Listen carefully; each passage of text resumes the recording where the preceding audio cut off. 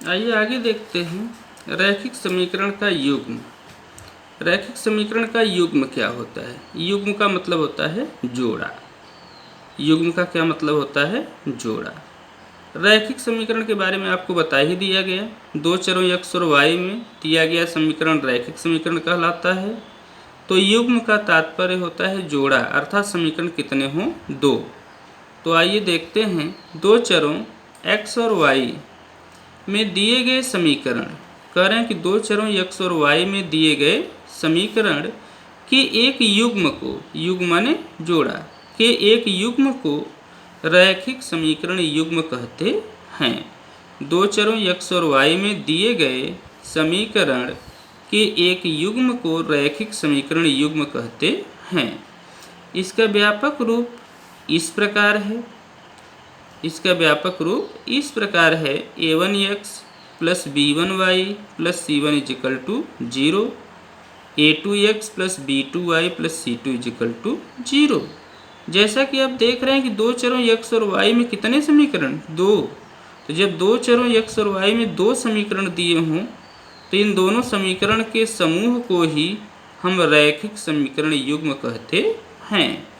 जहाँ a1 b1 c1 जो पहले समीकरण में है, a2 b2 c2 जो दूसरे समीकरण में है, सभी की सभी क्या हैं? वास्तविक संख्याएं हैं। और a1 square plus b1 square not equal to 0 का मतलब क्या है? a1 और b1 शून्य नहीं है।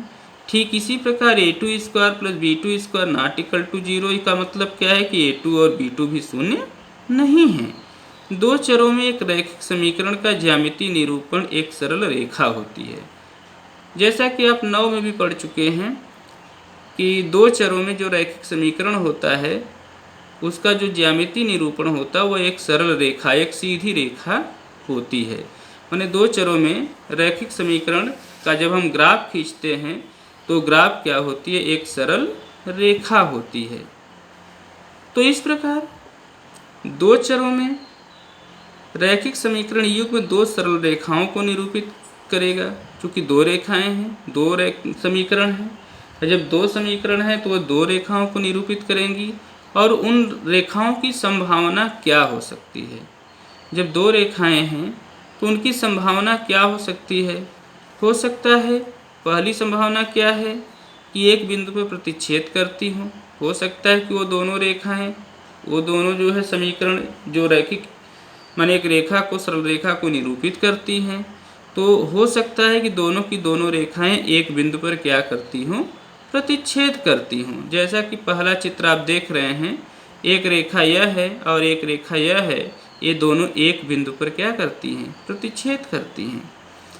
हो सकता है कि दोनों रेखाएं समांतर हों। समांतर का तात्पर्य क्या है? कि दोनों एक दूसरे को कहीं प्रतिच्छेद न करती हों। दूसरी जो हमारी संभावना है कि हो सकता है कि जो दोनों रेखाएं हैं वो दोनों रेखाएं क्या हों? समांतर। जैसा कि आप दूसरा चित्र देख रहे हैं, ये दोनों रेखाएं क्या हैं? समांतर, जो एक दूसरे को कहीं पर भी नहीं काटेंगी। और तीसरी संभावना क्या है उन रेखाओं के होने का? हो सकता है कि वो दोनों रेखाएं समपाती हों।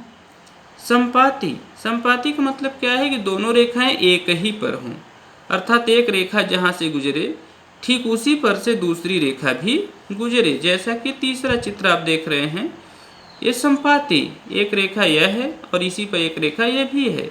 जब दोनों रेखाएं एक ही हों तो समपाती होती हैं। तो यहाँ पे आप देख रहे हैं कि जब दोनों रेखाएं एक दूसरे को प्रतिच्छेद करती हैं तो उनके एक और केवल एक हल होते हैं।